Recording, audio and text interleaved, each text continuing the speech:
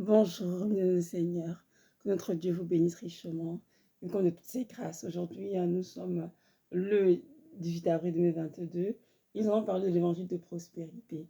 Notre Dieu Tout-Puissant, je ne l'arrête, il nous dit la parole qui nous a rachetés et qui nous a bénis de toutes sortes de maisons spirituelles et célestes.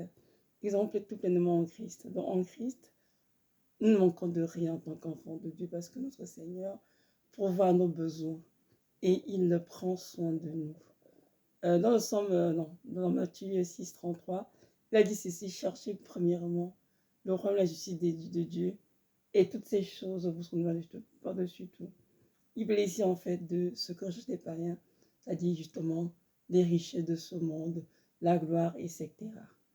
Tout enfant de Dieu est appelé à s'appliquer à aimer le Seigneur, à l'adorer, à le servir, à aimer son prochain.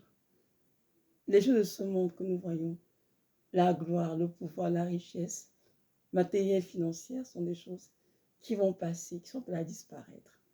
Et un enfant de Dieu ne saurait s'y appliquer, y appliquer son cœur, je veux dire, parce que ce sont des choses qui sont très, très temporaires.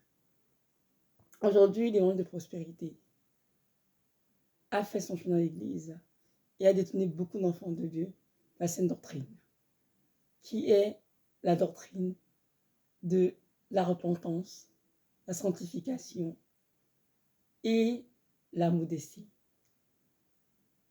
C'est dommage, parce qu'utiliser la Bible, ceux qui prêchent cet évangile utilisent la Bible pour appuyer ce qu'ils disent, et pourtant c'est absolument faux.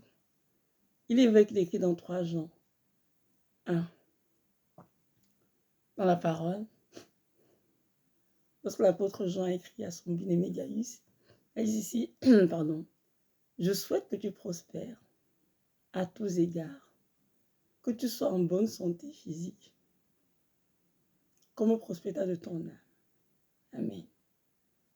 La prospérité, notre mention ici dans ce verset, ne fait pas allusion à la prospérité financière, c'est-à-dire acquérir des biens et dans ce monde, non. La prospérité fait allusion à la prospérité de nos âmes, c'est-à-dire avoir une vie chrétienne épanouie en Christ, être riche en lui par le fruit de l'esprit. Donc, je mentionne dans Galates 5, 22, l'amour, la paix, la joie, la bonté, la bienveillance, la patience, etc. D'être riche en Dieu, un temps, des hommes spirituels. Bien sûr, en tant qu'enfant de Dieu, il faut que nous sommes prospères parce que dans le monde, lorsque nous étions encore sous le péché, nous étions vraiment, comment dirais-je, sous l'emprise du péché, du mana. Le péché nous a détruits, nous a déformés, a altéré nos âmes. Et une fois en Christ, bien sûr, notre Dieu s'attend à ce que nous prospérions à tous égards, comme protecteur de nos âmes. Si nous mettons Dieu en premier dans nos vies, tout le reste suivra. Il va nous guérir, nous restaurer et pourvoir nos besoins d'une de ce dont nous avons besoin et non ce que nous voulons forcément pour satisfaire les conditions de la chair. Beaucoup d'enfants de Dieu ont été séduits par de prospérité. Et même beaucoup de païens vont dans les églises de nos jours parce qu'on leur a dit: venez voir un Jésus qui bénit, qui guérit, qui donne l'argent, qui donne le mariage des enfants, etc. Donc, Jésus leur a été présenté comme le Dieu qui fait des miracles juste pour nous bénir en fait. Ils ont ôté la croix de Christ, la souffrance de Christ. Ils ont redevenu prêcher la repentance et la sanctification sans laquelle personne ne verra le Seigneur, comme il est mentionné dans Hébreux 12, verset 14. J'aimerais que vous sachiez que l'évangile de prospérité est né tout hors de l'enfer. En Occident, c'est un évangile qui prend beaucoup, bien sûr, de plein dans beaucoup d'églises, les églises, les méga church, en Amérique, aux États-Unis, au Canada, un peu partout, en France, en Europe, d'une manière générale, mais sont des pièges pour nos âmes. Ces églises, ces méga-churches, qui prônent ce genre de choses. Le Seigneur nous a envoyé ses visiteurs prêcher comment être riche à ses enfants. Il a dit à ses disciples lorsqu'il avance l'ascension, allez et faites de toutes les nations les disciples, les baptisant au nom du Père, du Fils et du Saint-Esprit, et enseignez-leur ce que je vous enseigne. Et je serai avec vous jusqu'à la fin du monde. Amen. Qu'est-ce que Jésus enseigne à ses disciples? Qu'est-ce que je leur enseigner? L'enseigner la voie de l'amour, le pardon, l'humilité, l'amour des siens, la pauvreté. Oui, et bien d'autres choses. Beaucoup de gens disent qu'être pauvre est un péché, est un sacrilège pour un chrétien qui connaît Jésus. Ce n'est pas vrai. La preuve est que dans la parole, on parle de le pauvre Lazare et l'homme riche. L'homme riche était celui qui avait beaucoup de biens. Il manquait de rien. Il mangeait à sa table des mets succulents, délectables, alors que Lazare, le pauvre était couché devant sa porte. Il mangeait des miettes qui est la table de l'homme riche. Et on dit qu'il était couvert d'ulcères, Lazare, au point que les chiens venaient laisser ses ulcères. Et on dit bien dans l'histoire, cette parabole, et un jour, l'homme riche est mort, le pauvre Lazare aussi est mort. L'homme riche est allé où? En enfer. Et Lazare, il est allé où? Au ciel, au paradis, dans le sein d'Abraham. Ce qui montre que Lazare, bien que il était pauvre, bien qu'il n'avait rien pour lui, était un homme qui était approuvé de Dieu, que Jésus-Christ aimait, qui aimait Dieu, qui se sanctifiait. Autrement dit, il serait entré au ciel.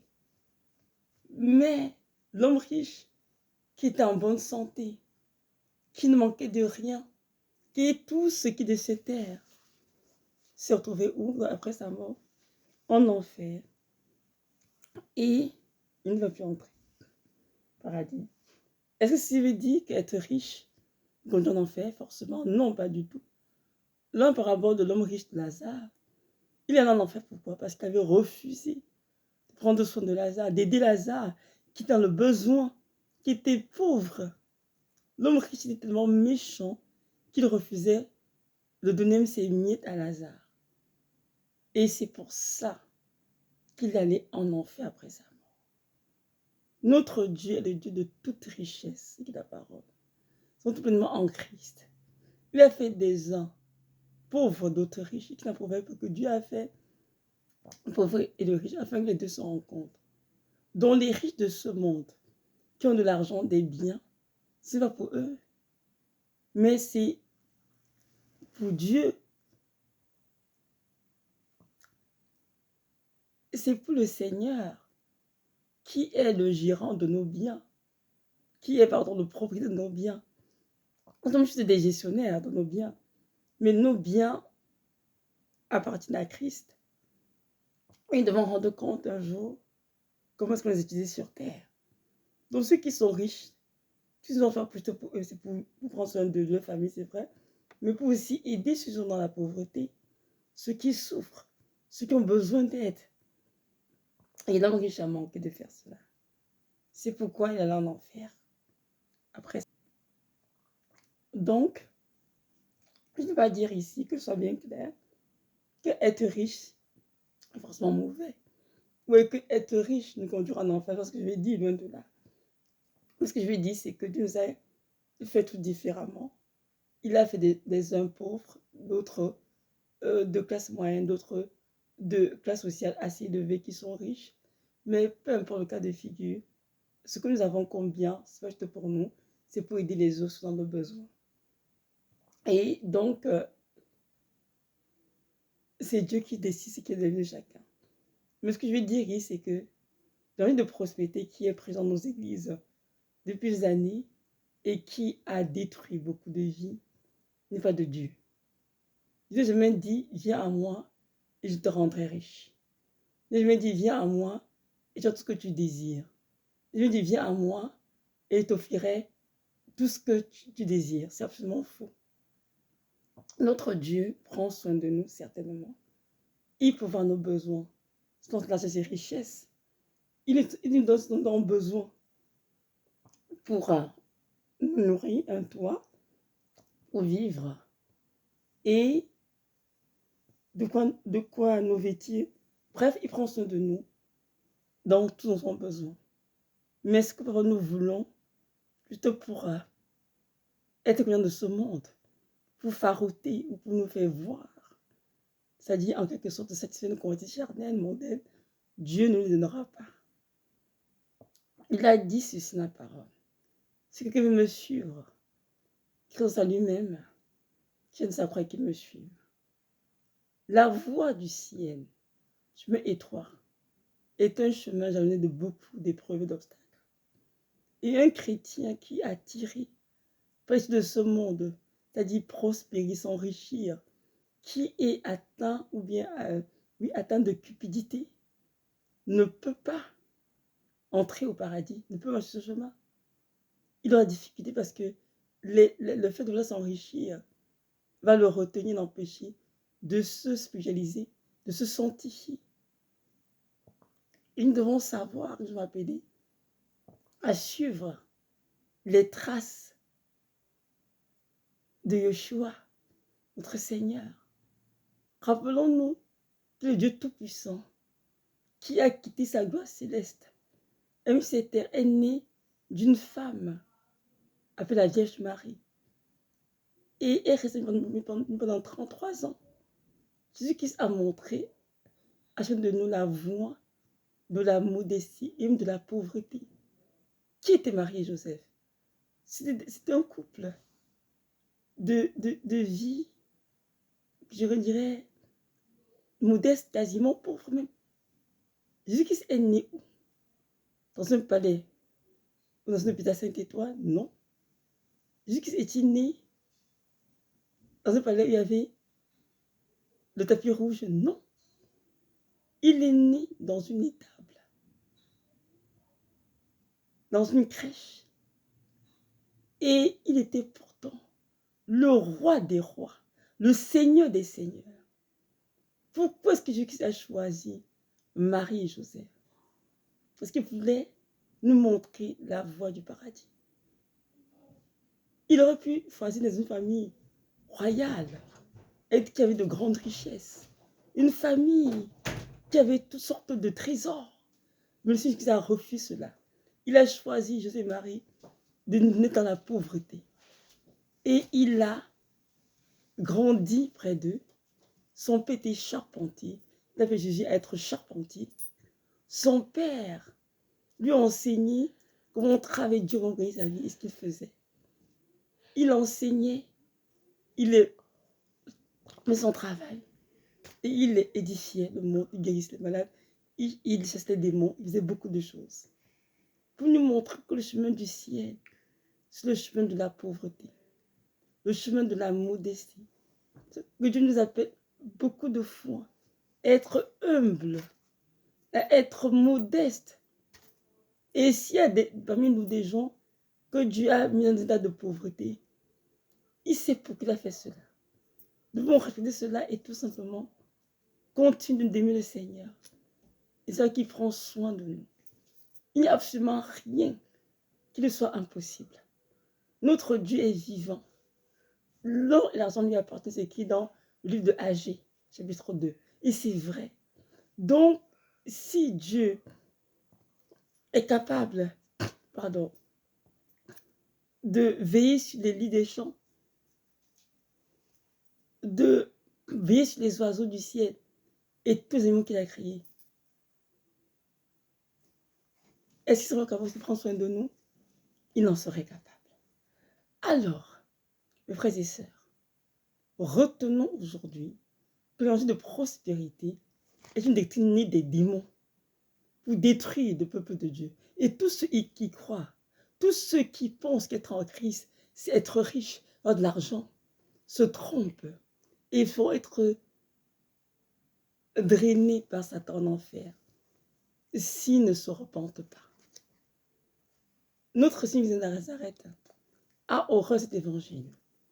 Et je vous encourage, vous qui écoutez ce genre de choses, d'y renoncer.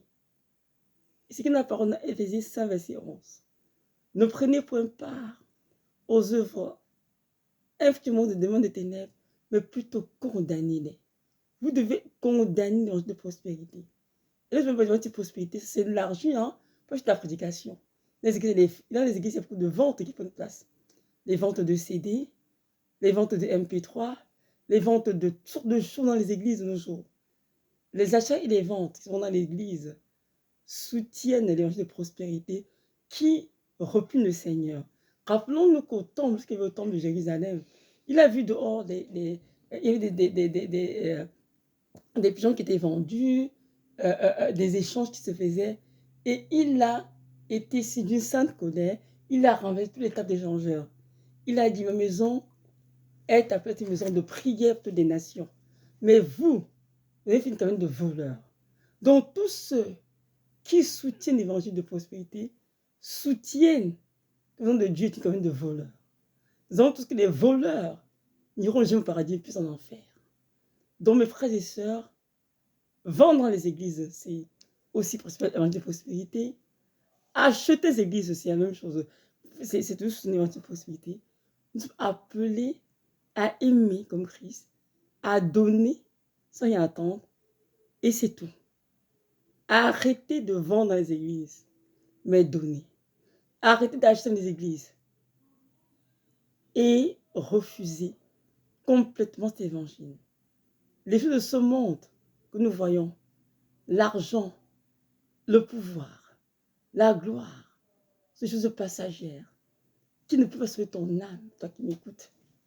Tous ceux qui se confient en leur richesse vont souvent être déçus à la fin de leur vie parce qu'ils vont se rendre compte en fait que c'était des vanités. Quand il a dit quoi? Tout n'est que vanité. Les richesses sont des vanités. Et de son cœur, c'est se tromper parce que ces choses ne pourraient même te sauver. Le seul qui peut sauver, c'est le Seigneur qui nous arrête. Je t'encourage aujourd'hui à renoncer à de prospérité et à faire la volonté de Dieu en marchant ce chemin étroit qu'il a tracé pour toi, pour entrer au paradis. La Jérusalem céleste est déjà prête et elle est faite d'or. Vous imaginez une ville qui n'a pas besoin de lumière d'être humain. Une ville qui sera éclairée par la gloire du Dieu Tout-Puissant. Donc, prenons y penser.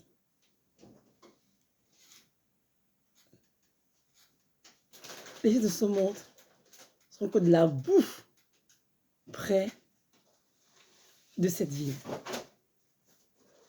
Donc, je vous encourage à ne pas vous confier dans vos richesses, vous qui êtes riche, et à ne pas non plus chercher à vous enrichir de manière immodérée. Mais au contraire, si vous avez beaucoup d'argent, aidez les pauvres, aidez les orphelins et les veuves, aidez tous les gens qui meurent tous les jours parce qu'ils manquent de quoi manger. Il y a beaucoup d'orphelinats sur cette terre, mon frère, ma soeur. Il y a beaucoup de personnes beaucoup d'organismes qui prennent soin des pauvres. Donc, on peut pas dire comment où donner l'argent, ce n'est pas vrai. Il y a toujours un moyen d'aider. Et prenons le bon pour de famille, mais Dieu le reste pour contribuer aussi à l'évangélisation, celui des âmes. Amen. Maintenant, vous qui êtes modeste, qui n'est pas grand-chose, ne vous tourmentez pas à vous enrichir. Mais demandez au Seigneur de nous ce dont vous avez besoin pour nos familles et d'aider ceux qui en ont besoin. Et ce sera assez. Que notre Dieu nous donne cette grâce de fuir cet évangile de prospérité et de vraiment prier afin que tous ceux qui ont été atteints par cela puisse s'en repentir également. Nous avons tout pleinement en Christ. Alors, ayons une pleine confiance en lui, qu'il prend soin de nous et que jamais nous abandonnera. Soyez richement bien, mes frères et sœurs, et que notre Dieu vous comble au-delà de ce que vous pensez, vous me demandez. Shalom, shalom.